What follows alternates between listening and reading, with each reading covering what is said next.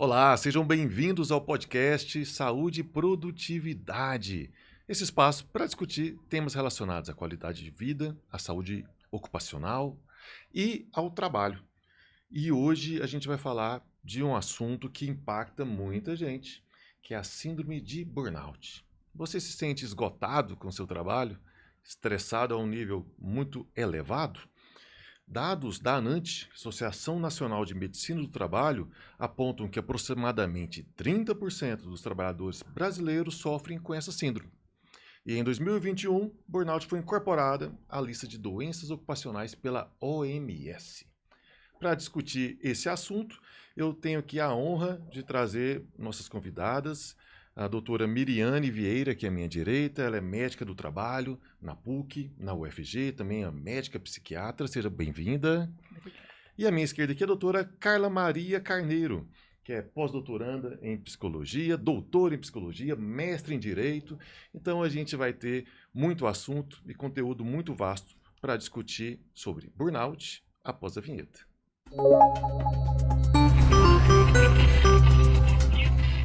Esgotamento do trabalho. Nunca foi tão necessário a gente trabalhar e tivemos uma sociedade tão voltada para a produtividade. As nossas ocupações hoje estão muito mais relacionadas ao quão produtivo você é. Uma sociedade quase do utilitarismo. Mas para a gente primeiro falar sobre burnout, eu gostaria que vocês conceituassem o que é síndrome de burnout. Doutora Miriane, qual que é o conceito dessa síndrome? Então, o burnout, ou síndrome do esgotamento profissional, então o segundo nome já dá uma explicada, é quando você tem um estresse prolongado no ambiente de trabalho, não gerenciado, e isso leva a um esgotamento, né, do trabalhador, da pessoa, né, uma incapacidade laborativa no fim das contas. E a gente pode simplificar isso um pouco dizendo o seguinte: é estresse. Porque o trabalho, ele nunca é inócuo, né? O trabalho, ele melhora a qualidade de vida ou ele piora a qualidade de vida, depende da sua organização. Então, a relação da pessoa com o trabalho, ela gera algumas consequências na vida dela. O estresse faz parte do trabalho, porque é o desafio, né? O que é, inclusive, o trabalho só é trabalho porque ele te dá metas, ele tem desafios, ele tem cobranças. Então, a gente pode dizer que um nível de estresse é inerente à atividade de trabalho. Mas quando você tem esse estresse numa quantidade não administrável, né? E quando você tem isso por períodos prolongados, você esgota, né? Você se burnout, você se inflama, desaparece, é igual riscar um fósforo. Acaba a energia. Então, eu acho que é uma explicação tranquila, né? Porque não tem como não ter estresse. No Exato. trabalho e no dia a O estresse dia. é inerente à vida, né? Sim, A vida faz é estresse, parte. né? Nascer é estressante, crescer é estressante, né? Viver, né? Porque são escolhas. E na nossa sociedade hoje, o estresse tá ganhando um aspecto muito mais importante, porque é uma sociedade onde você tem muita ansiedade, porque você tem escolhas todo dia. Não é mais aquela tradição. A gente cresce, faz o concurso e fica lá para o resto da vida, casa, tem 3 filhos.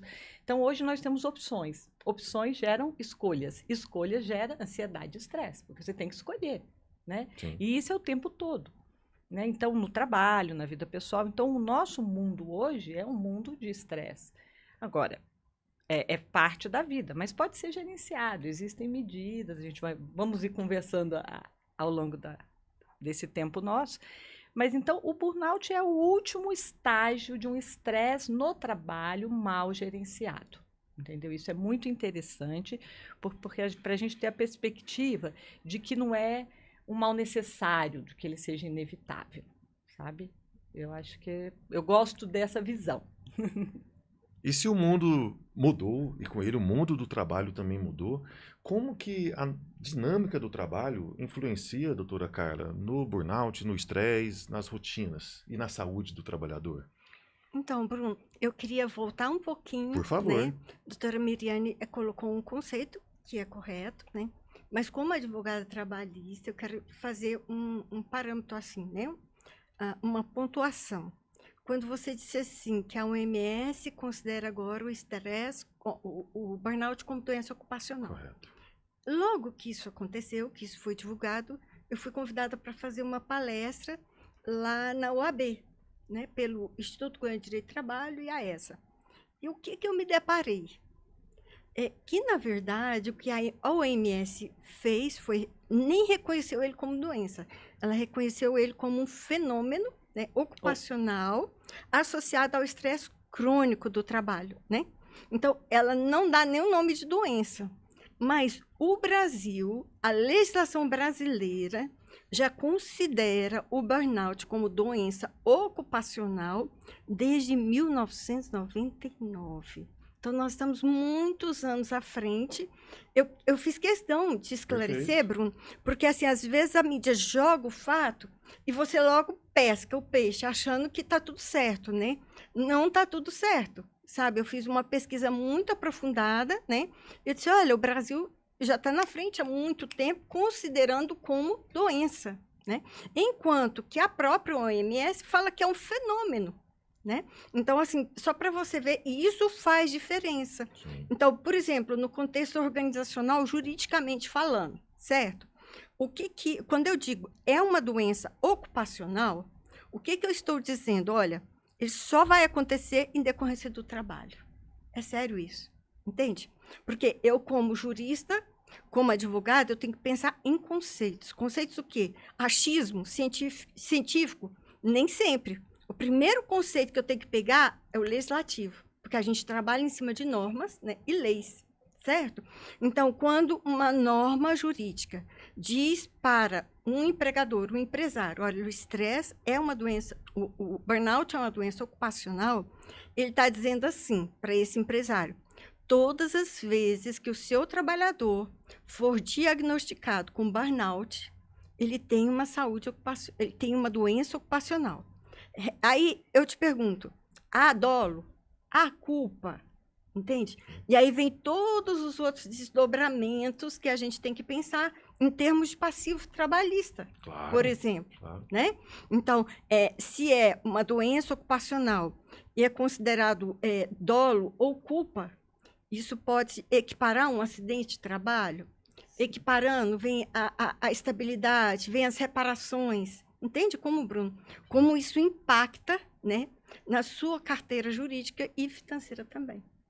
E o bom desse nosso bate-papo é ter justamente as visões complementares de Sim. áreas de conhecimento diferentes.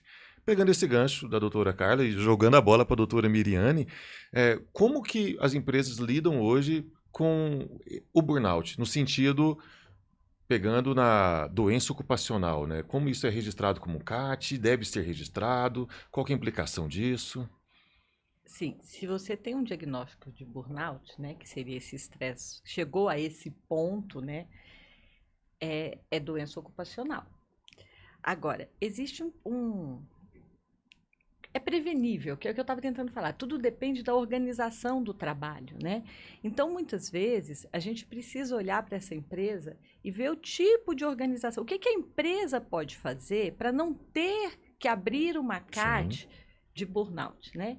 Então, ela tem que estar atenta ao ambiente interno, né, do trabalho. Ela tem que estar atenta à organização desse trabalho, né? Porque, assim, como eu disse, cobranças são ok, são do trabalho, metas todo mundo tem que bater, né? Faz parte. Claro. Agora, em que nível, como está sendo isso? Você dá condição desse trabalhador exercer a atividade dele? Você tem um ambiente saudável para que isso seja feito? Isso não depende tanto assim, tem que ser bonito, ter porcelanato. Não é isso. Tem muito a ver com a equipe. Então, assim, você trabalha, você consegue incentivar os seus trabalhadores a que trabalhem em equipe, você tem uma divisão desse trabalho, porque ninguém trabalha sozinho, como eu ouvi outro dia, né? O trabalho, por mais individual que seja, ele depende do coletivo. E esse coletivo dá muito suporte para você fazer seu trabalho. Porque você tem um colega ali perto, mesmo que ele não está dando palpite direto, você tem aquele suporte. E isso protege que esse estresse venha se tornar um burnout. Então, eu tenho um burnout, eu tenho um diagnóstico, mas aí eu acho que tem o olhar para esta empresa, né? Como é a organização do trabalho dela, como são as metas, como é lidado, né, o dia a dia do trabalhador. É feito um feedback, né, Você tem esse costume, você tem um laudo ergonômico onde diz que as suas condições de trabalho, a sua organização de trabalho funciona assim ou assado, e você tem como comprovar isso. Aí a gente chega, eu não sou advogada, né, claro, mas eu acho que se eu tenho uma empresa onde eu tenho uma organização e tenho como provar que isso existe, é mais difícil eu ter um diagnóstico de burnout, eu ter que abrir uma CAT por burnout. Agora, se eu tenho o diagnóstico de burnout, eu não tenho muito como comprovar como eu trabalho. E realmente, os meus superiores imediatos são quase feitores, aí o negócio é feio. Aí é CAT mesmo, Bruno, não tem jeito. E como toda situação que envolve saúde, a prevenção A ainda é o prevenção melhor coisa. remédio. E que seria essa? Você tem esse aspecto da prevenção do empresário, né, da pessoa, da dona da empresa, que seria proporcionar um trabalho mais salutar. Por isso que eu, às vezes, falo, não é coisa de psiquiatria. O burnout dentro da empresa, ela é coisa da medicina do trabalho, ela é coisa da organização do trabalho. Então, combater dentro do seu ambiente de trabalho, como a gente estava falando há pouco, combater todos os tipos de discriminação, combater assédio moral, ter uma cartilha, ou ter normas expressas, claras, que todos os trabalhadores saibam. O próprio trabalho a ser executado, você tem que saber o que você vai fazer, o que é esperado de você. E ter competência para executar. Exato, você pra colocar carga não ficar as maior pessoas. Exato, do que colocar a capacidade. pessoa. Exatamente, porque você não pode pedir para uma pessoa com a capacidade X fazer X mais Y mais Z. Ele vai dar água, né? O barco vai afundar. Então, isso depende da gestão, né? Da coerência da gestão, de colocar a pessoa certa no lugar certo e manejar isso. E cobrar sim, mas cobrar dando condição de que essa entrega seja feita, entendeu? Esse é o lado da empresa. Pelo lado do trabalhador, porque também tem o lado, a gente não é passivo, o indivíduo nunca é totalmente passivo. O que a gente costuma falar? Você tem que aprender a gerenciar seu estresse. A vida, estresse, o trabalho. Então, assim, ter atenção com uma atividade física, ter um bom sono, né? Aprender a pôr o pé no freio. A gente vê muito pessoas que vivem para o trabalho. Tem os subordinados, a gente vê alta direção com quadro de burnout. Por quê? Não tem limite, né? Então, assim, medidas pessoais, né? Que seriam ter uma higiene do sono, cuidar de um bom sono, ter uma atividade física, tentar ter horas de lazer, tentar em algum momento desligar desse trabalho. E quem está mais, né, nesse caminho, meditação, sabe? Práticas que você esteja no aqui e agora. Porque a meditação, quando te traz para o aqui e agora, ajuda até no trabalho. Previne, porque você não vai abrir 3 janelas para ler o relatório que já estava aberto na primeira janela do seu computador. Né? Você para de perder tempo, você tem mais produtividade. Sim. Se você está no presente, você tem mais produtividade. E estar no presente te estressa menos, diminui a ansiedade. Então, essas são medidas pessoais. Mas não adianta a pessoa fazer isso tudo bonitinho e trabalhar num hospício, né? Então, eu acho que é uma corresponsabilidade.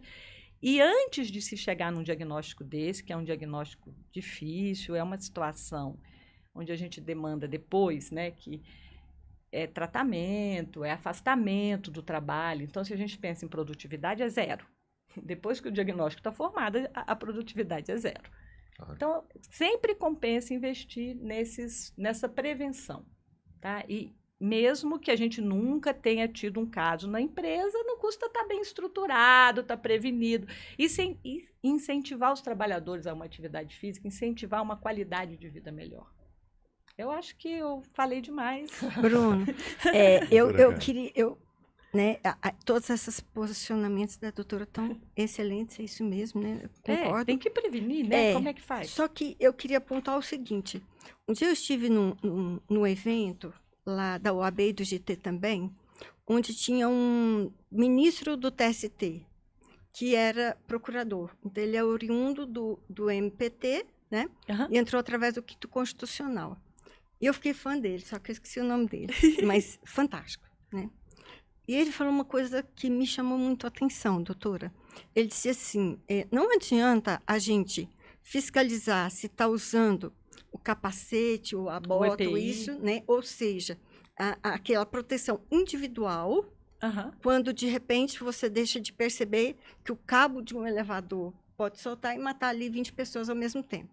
certo? Exato. Então, o que ele estava falando? Da proteção coletiva, Perfeito. né? Exato. Que ela é muito mais eficaz, melhor do que eu pôr um cotonete no ouvido de cada trabalhador, eu tirar aquele ruído, não é? Vamos dizer claro, assim, a máquina. resolve o problema para todo Sim. mundo, né? Então, o que seria a sugestão que eu faço, né? Hoje eu faço parte do Núcleo de Pesquisas em Psicologia Positiva e Organizacional do Trabalho da Universidade Federal de Ciências da Saúde de Porto Alegre. Minha supervisora é a professora Ana Cláudia Souza Vasquez, que é pró-reitora de gestão de pessoas dessa universidade e já foi presidente da Associação de Psicologia Positiva no Brasil. Então, uma pessoa assim, muito prática, né? Um ser humano fantástico, um profissional também fantástico. Então, hoje, qual que é o tema da minha pesquisa? São os fatores psicossociais de risco e de proteção ao burnout. Perfeito. Certo? Ótimo. Então, o que a gente tem hoje para oferecer à comunidade organizacional? Para que a gente previna tudo isso e evite e não tenha. Porque eu acho assim, mais do que o trabalho, o prejuízo de ser exarado uma CAT, é se você já teve, como eu já tive, né? Uma pessoa com síndrome de burnout dentro de casa, é a coisa mais triste que a gente uma puder catástrofe. pensar. Não é, doutora? Você fica assim, ó, você olha para aquela pessoa e fala assim, será que um dia ela vai voltar a ser quem ela era antes? É algo, Bruno, assim, É um caminho desastroso, longo a volta. não é? E às vezes nem Árduo. volta. Não é? E às vezes nem volta. Porque cada um de nós somos diferentes. Sim, claro. Os estressores são diferentes, né? E quando a gente a fala do resposta- estresse, não é, doutora? A gente está falando de um Exato. estresse que o burnout é um estresse crônico. Quando é que ele cronifica, né? É quando, mesmo parando e mesmo descansando, eu não descanso mais. Esse quando é muito individual. Uma carga de estresse que adoeceria, você não adoeceria o Bruno, Sim, né? E me porque cada um de nós somos Então, diferentes Diferentes, uns dos claro. outros. tempo é muito individual. O que nós precisamos buscar é que o ambiente seja. Porque, mesmo num ambiente saudável, eu posso ter um episódio que vai desencadear. Seria um estresse, um trauma. Mas, assim, o burnout, ele é longo. O burnout, ele vem se acumulando com o tempo. Então, é uma cadeia longa, dá para se intervir antes. Sim, Então, precisa do olhar da instituição, da empresa, e o auto-olhar do trabalhador, que muitas vezes está comprometido. Então, seria o olhar de quem está próximo. Por isso que eu falei assim, a organização do trabalho, a forma como o trabalho é estruturado é muito importante. E que a organização tenha esse olhar para ver, porque começam... A pessoa é gente boa, de repente ela está irritada. Aí ela chega no trabalho, não te fala bom dia mais. Ou aí ela começa a queixar de cansaço e começa a ter pequenas mudanças, que é estresse. Aí a pessoa geralmente fala, estou estressado. Então, qual é o momento? Esse é o início. Essa é a hora de você parar. Tá, eu estou estressado. Por quê? O que eu posso fazer? E a empresa, por sua vez, eu acho, essa abordagem de... Parece que não está rendendo, ou fulano não está bem, o que está acontecendo, como a gente pode ajudar, como a gente pode incentivar que ele procure... Porque se não houvesse Mas olhar eu vou além. humano, É. se não houvesse cuidado, porque assim, muitas vezes não depende de dinheiro, depende Sim. do colega olhar, do Sim, superior mas a imediato medida olhar. protetiva que eu gostaria de sugerir, coletiva, seria justamente um compliance em saúde mental no trabalho, né? E você hoje é possível, através dessa base teórica, você tem vários questionários, várias pesquisas aprovadas cientificamente no mundo inteiro, com resultados eficazes, onde uma simples pesquisa, certo? Lançada para a equipe, respondida, já pode levantar esse quadro.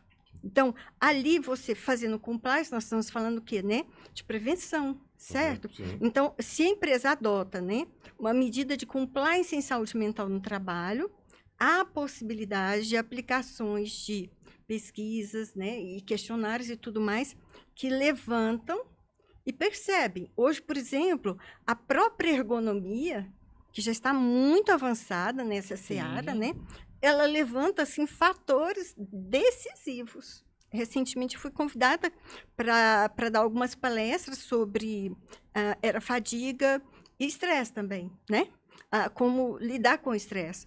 E aí, a ergonomista tinha acabado de passar naquela unidade, né, daquela empresa, e ela trouxe para mim, olha, eu levantei esse fatores, eram 4. Então, como eu ia estar falando para os gestores, eu já levei para eles o que estava fazendo mal para aquelas pessoas. Entende? Eles já ficaram cientes e eles já tinham instrumentos hábeis para modificar. Então, situações, por exemplo, que foram ressaltadas, eram assim, quando chegava a época de trabalho maior, vamos dizer, né, aquele período de produção, não era aumentado o quadro de pessoas, né? Então, aquilo aumentava o estresse deles. Aumentava a carga de trabalho, que por consequência aumentava o estresse. Isso. Outra coisa, não perguntar para o trabalhador a opinião dele sobre aquelas mudanças. Não comunicar ao trabalhador previamente o que ia acontecer. Então, são situações que deixam você assim, né? E que você fica inseguro, você tem feedback, medo, né? você vai aumentar a ansiedade. Esse estresse pode sincronificar, entende? Então, assim, isso são medidas altamente preventivas e muito fáceis de serem, serem colocadas em prática, né? E trazer para você. Então, o mesmo profissional que vai fazer aquele levantamento para você, se falou, eu quero que façam um mapeamento dos fatores de risco, né? Que podem levar ao burnout na minha empresa. Tá bom, né? Já autoriza laudos tudo ali. ergonômicos, uma boa análise ergonômica do trabalho sim, sempre contempla esse aspecto psicossocial. Hoje a gente leva para as empresas uma série de programas de qualidade de vida também que abordam saúde mental, que perpassam esses temas, né? Um diagnóstico prévio, e aí, claro, um plano de ação com tratativas e o acompanhamento daquela empresa, né, durante determinado período.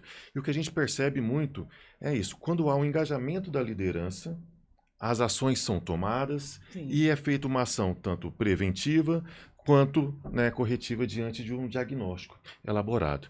A nossa consultoria em ergonomia já traz alguns temas como esse, mas também, como você bem citou, doutora, fazer esse diagnóstico prévio, a gente consegue antecipar muitos problemas que podem vir. O fato de ouvir o trabalhador. Ouvir o trabalhador muitas vezes é uma fonte riquíssima de elementos que nos sugerem aí indícios para a tomada de decisão que podem ser muito mais rápidas e eficazes e baratas do que depois que o problema ocorreu. Essa prevenção e todo esse trabalho, a psicologia positiva também atua sobre isso, né? Atua sobre uma melhoria da saúde da pessoa. Me explica um pouco melhor como a psicologia positiva se relaciona com o burnout. Tá, Bruno, para mim isso é um tema muito interessante. Por quê? Porque no doutorado eu estudei 2 bases teóricas, né? Que foi a clínica psicodinâmica do trabalho, que é Dejur, que é psicanalista, né? Sim. Aquela coisa toda, psicanálise, Freud, né?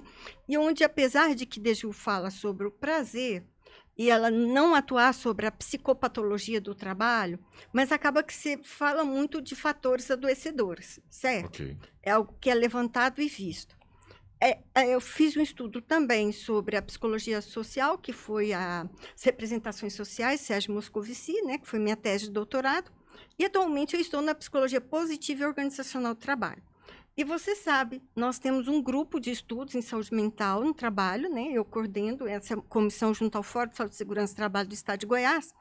O nosso último encontro, Bruno, foi um desabrochar, ou, né, na linguagem da psicologia positiva, foi um florescer. O que aconteceu, né? É um grupo aberto, qualquer pessoa, qualquer profissional pode participar. E quando a gente chegou ali, a gente foi contando o que cada um estava passando. Né? Por exemplo, eu fui diagnosticada no semestre passado com estresse, transtorno de estresse pós-traumático. Então, para mim, foi a melhor coisa que aconteceu na minha vida. Por quê? Eu percebia que existia alguma coisa, mas eu não sabia o quê.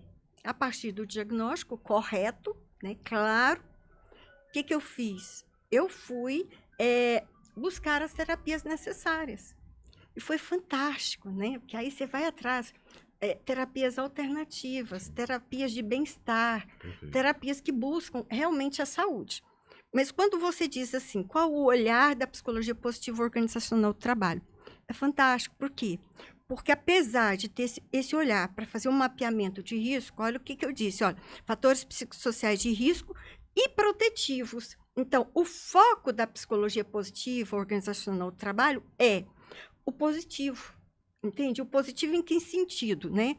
Não é a fala da Poliana, né? Tudo é bom, tudo é maravilhoso. Não é isso, porque isso não existe, né?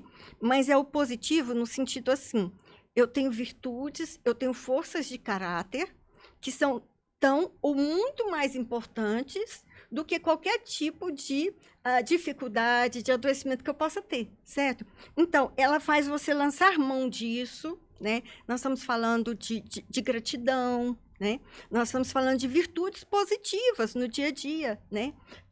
Por exemplo, até você crer em Deus, você ter fé, tudo isso faz a diferença, não é?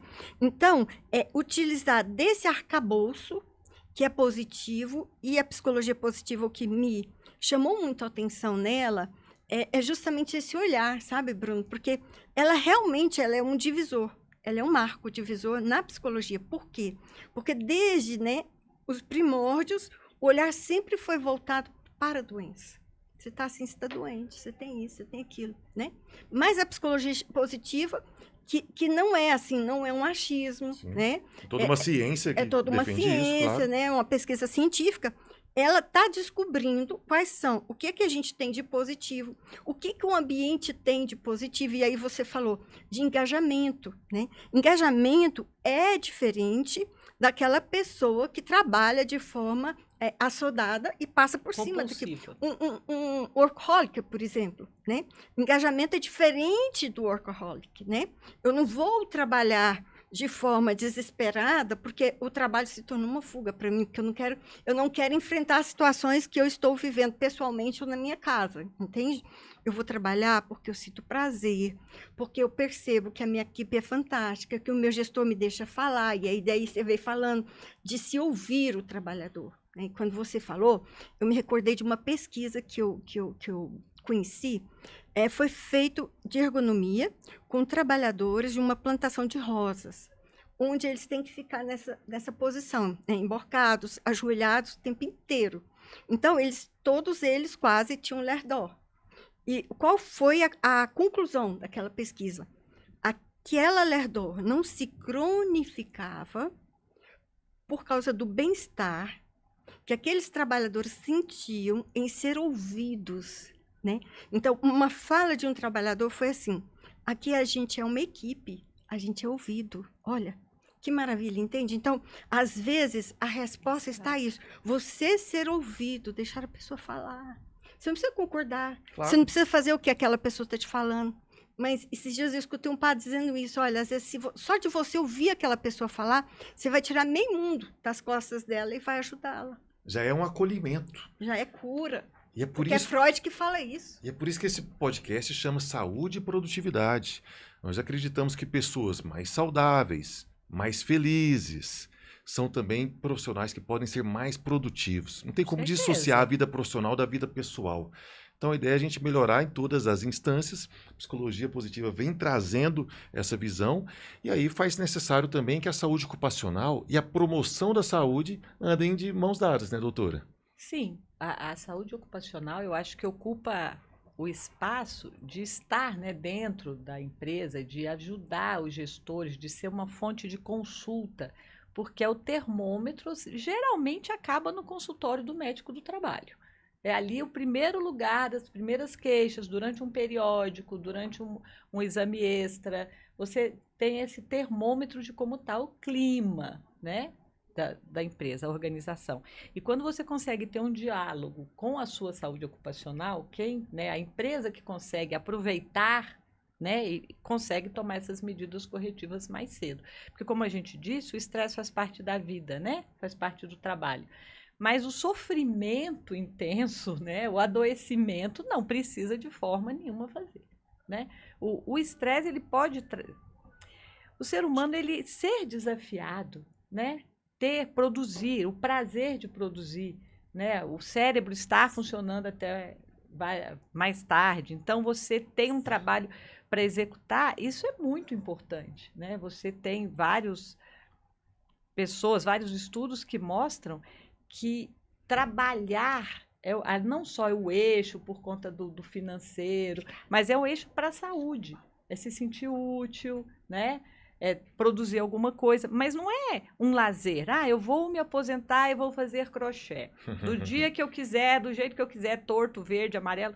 Não, isso não é. Isso não protege. Não adianta fazer palavra cruzada para proteger Alzheimer e demência. Você tem que estar com o seu cérebro funcionando. E sinônimo de cérebro funcionando é você ter o desafio e você ter a entrega e você ter o prazo. Então, você é um trabalho. Então, se você trabalha até longos anos da sua vida, você provavelmente vai ter uma saúde mental melhor, tá? Mas, o lazer é legal também. Mas eu tô falando o seguinte, esse estresse é bom. O estresse do desafio é bom. Ter a entrega, ter o prazo é bom. O estresse é necessário. É assim necessário. Que a gente se desenvolve. Exatamente. Assim que o Homo sapiens virou Homo sapiens. Exato. A civilização, o microfone, a câmera apareceram pela necessidade de ser desafiados, né? E encontrar satisfação a cada conclusão de uma atividade, cada superação também é fantástico. Exato. Aí quando é o problema? É quando você não tem vontade de ir lá trabalhar mais. É quando o desafio é tão grande que te desanima. Você olha para o tamanho da montanha e não quer nem começar. Então, essa, basicamente, é o DEJUR, é a organização do trabalho. É quando você consegue que a boa empresa, a empresa que tira o máximo do potencial dos seus trabalhadores, ela quer a montanha inteira, mas ela vai apresentando as fatias. Ela dá a condição deles escalar cada parte daquela, entendeu? Ela vai ter o objetivo final no tempo possível, que a gente tem um tempo humano existente, né? Então, isso é quando eu tenho uma empresa que roda com o melhor do seu potencial humano. Eu dar condição do humano funcionar. Né? Bruno, não é baixar metas, entendeu? Sim, é organizar a forma de chegar a elas.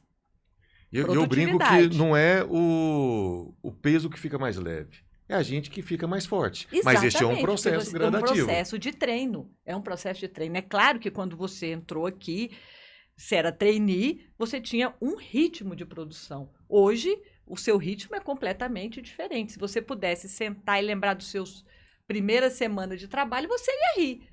Né? Você olha para o Bruno da primeira semana. Eu olho para mim no primeiro ano de formada, sabe? Tem que pegar na mão demais. Então, claro, isso é o tempo, isso é a experiência. Então, o perigo é que esses trabalhadores mais experientes, e à medida que o tempo passa, se não for bem cuidado, gera um estresse violento também, né? Ô Bruno, doutora Miriane falou uma coisa tão interessante que me fez lembrar aquele episódio, aquele evento que nós tivemos, o último do fórum aqui, que você participou. Doutora, a gente estava falando, a gente refletiu sobre o E-Social, sobre todas as visões, né, multidisciplinares. Então, nós tivemos uma médica do trabalho daqui, não foi? Correto. Daqui. Doutora Valéria, isso, um abraço. Né? E ela falou algo que eu achei incrível. E hoje a senhora reforçou isso, né? Quando a senhora disse assim, olha, a maioria vai desembocar no médico do trabalho. E a doutora Valéria, aquele dia, ela nos trouxe uma informação, que a grande maioria dos trabalhadores vão a um único médico na vida deles, o médico do trabalho. Então, para a gente ver a importância, né, dessa função e desse trabalho na vida dessas pessoas, não é? Então, agora, outra coisa que eu me recordei, quando a senhora dizia, o que para mim, enquanto advogada trabalhista, né, e advogando e assessorando principalmente trabalhadores, o que eu percebi? Qual foi o andar da carruagem que desaguou numa depressão, numa síndrome do pânico, né, e num burnout? Foi o seguinte, olha, nós tínhamos uma carga de trabalho X, que era desenvolvida por 10 pessoas. E eu estou falando, gente, não é daquelas pessoas contratadas a laço, não. Pessoas que trabalharam a vida inteira só naquela empresa. Então, tipo, eles eram expert naquilo que eles faziam, certo? Certo. E eram 10. Aí, de repente, estava dizendo aqui, a carga de trabalho continuou 10x, mas foi reduzido para 4. Aí, de 4, foi reduzido para 2. De 2, um era o trabalhador que ficou com burnout, né? E o outro era um trainee que o Bernatal tinha que ensinar. O burnout é ótimo. Vocês entenderam. Olha, o que aconteceu, né? Então, assim, olha, porque é aquele programa, aquela visão de redução de custos a qualquer custo. É uma má gestão, né? Horrível. Desculpa, mas não tem outra palavra. É uma Horrível, má gestão. Né? Então, é o modus operandi. O que nós temos que ter em mente, Bruno, os fins não justificam os meios. Ah, tá bom, olha, Bruno, a sua empresa, né, vamos dizer que eu fiz uma auditagem para você, seu pedido, e eu chego para você e digo, olha, Bruno, você vai ter que reduzir 20% do seu gasto, do seu custo, né? E aí, antes de tudo isso que nós estávamos conversando aqui, onde, né, numa selva onde tudo era possível, o que você fazia? Gestão por terror, né? Vai sair a pontapé. Ou você dizia que o seu custo elevado era por causa do número de trabalhadores, por exemplo. Tá? Hoje não. Você vai sentar, você vai conversar com as suas assessorias, que você pode encontrar pessoas de várias, né? Diz, olha, eu preciso reduzir. O que eu posso fazer? Não é? Vamos fazer um estudo? De repente, o problema não está sendo no número de empregados, não é no salário que eu estou pagando. De repente, tem algum lugar ali que o dinheiro está indo por ralo. Não é? E ninguém viu. É isso que você citou, é uma gestão também muito arcaica. Sim. Porque Exato. hoje é possível lidar com essa situação de outras formas, inclusive com tecnologia, auxiliando o trabalho, tecnologia fazendo com que os processos sejam mais coesos, com que a dinâmica seja mais ágil, Sim. sem sobrecarregar os trabalhadores.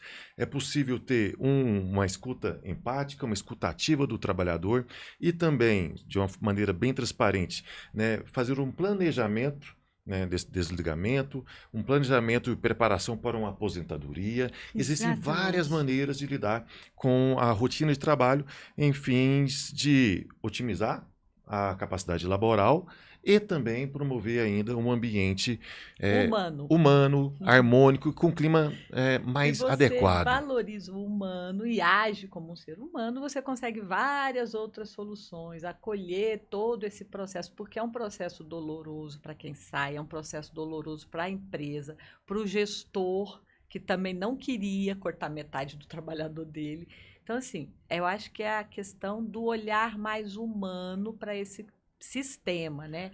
Nós temos um sistema em transformação e é possível. O SES atende hoje mais de 4 mil empresas, quase 5 mil empresas, preocupadas com a saúde do seu trabalhor.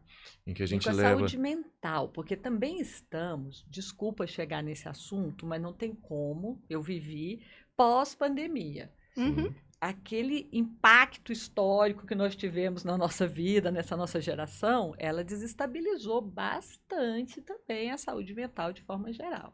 Então, quem já vê, você já tem, além de toda aquela sobrecarga que a gente está aqui falando, todo o estresse que pode ser bom, que pode ser gerenciado, que pode levar à produtividade, que o estresse leva à produtividade, eu tenho aquele estresse da morte simplesmente, né? Aquela coisa que não preciso descrever o que foi. Então, eu tenho no pós-pandemia, eu acho que as empresas têm que ter um olhar ainda mais carinhoso, eu acho que um olhar humano mesmo, mais carinhoso. A gente está numa época que está precisando olhar para o outro e ver não o trabalhador só ou o colega, mas a pessoa que está ali. Porque tá... Até porque a empresa é composta de pessoas que vendem produtos ou serviços para outras pessoas. No final, não é B2B, não é B2C, é de humano para humano. E nessa linha, a gente está lançando programas na ordem de saúde mental, inclusive uma plataforma, Mentes 360. Em breve vamos divulgar para todos vocês, além de todos os programas de qualidade de vida, saúde ocupacional, programas esportivos, programas de prevenção, que levamos aí para o ambiente de trabalho. O nosso papo está chegando ao fim, o nosso tempo já estourou. Eu quero fazer uma última pergunta para vocês, mas antes eu quero falar com você que acompanhou até agora e pedir para que você gentilmente curta esse vídeo, compartilhe com quem você gosta, se inscreva no canal e marca lá na hashtag, escreve nos comentários, Vida Saudável. Assim a gente vai saber que você também está preocupado com a sua saúde física e mental. Agradecimentos também aí à nossa equipe técnica, ao César Ricardo, Bruno César, Juliane Caldeira, aos nossos grandes mestres apoiadores superiores, Sandra Tokaski, Sandro Mabel, Paulo Vargas, Agradecer muito as nossas convidadas. Obrigado, doutora Miriane. Obrigado, doutora Carla. Mas vocês não vão embora agora, não. Porque eu quero que a impressão de vocês sobre como que vocês imaginam que será o futuro do trabalho. Já falando sobre burnout. Daqui a alguns anos. Como você pensa, doutora Carla, que pode ser o futuro do trabalho? Ô, Bruno, eu sou uma pessoa otimista por natureza, esperançosa por natureza. E apesar de tudo isso que a gente está vivendo, e todo esse momento que nós estamos vivendo, né, foi cientificamente estudado e comprovado, né, e mostrado por de jure antes que acontecesse, eu creio que será maravilhoso, sabe? Porque o homem, ele não é escravo de si mesmo. O homem, ele não é burro. Ele pode ser até momentaneamente, né, conduzido ou manipulado. Mas ele acorda. Porque ele sobreviveu até hoje, não é? Sim. Não foi isso? Nós não A começamos gente se assim, adapta. falando do homem sapiens, falando do estresse e tudo mais. Então, o homem, ele é um sobrevivente. Um dia eu ouvi um vídeo de jure onde ele dizia assim que não precisava preocupar que o trabalhador não tivesse, vamos dizer, um sindicato representativo, porque ele, assim como uma criança, daquele tamanhozinho, consegue fazer um auê, né?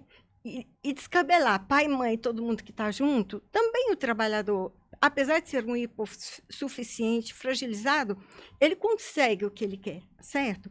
Então, eu acredito nisso, né? Apesar da gente estar vendo essa supremacia econômica, essa coisa toda, isso não tem como prosperar. Por quê? Porque isso significa morte para todo mundo. Então, tá muito bom, tá muito lindo, tem muita gente ficando muito rico, mas tem também uma multidão de pessoas passando necessidades.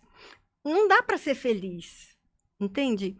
E eu creio que todos nós buscamos a felicidade, né? Então, é inerente ao ser humano a questão não só do autocuidado, mas da autossobrevivência, não é?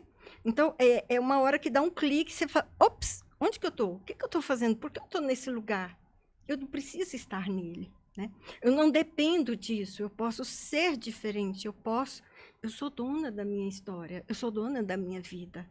Então, eu creio nisso, que cada um de nós é dono da própria vida, da própria história. Nós, por mais que isso esteja acontecendo de forma massificada, mas nós também estamos vendo e com muita clareza esses próprios grupos que são chamados, né, vamos dizer assim, descriminalizados por serem minorias, lutando por seus direitos, né? Nós somos resistência. Eu sou resistência, eu sou ativista e sou resistente.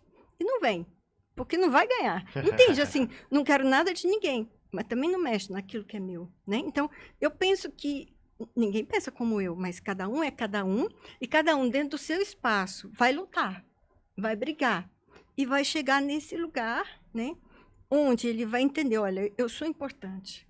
Para o outro, ele pode achar que eu sou um robô, uma máquina, um ninguém. Mas eu sei quem eu sou. E essas pessoas vão fazer a diferença onde estiverem.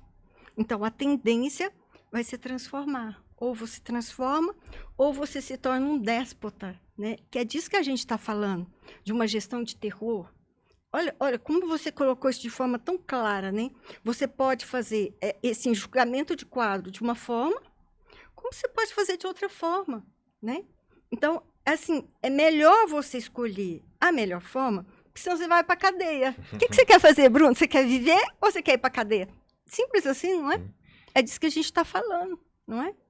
E é importante destacar também, embora a gente esteja falando de burnout, que é uma consequência danosa também da dinâmica do trabalho, mas tem várias empresas sérias que investem, né, na saúde do seu trabalhador, no ambiente mais harmônico, na felicidade da sua força de trabalho e justamente na prevenção de acidentes, prevenção de doenças.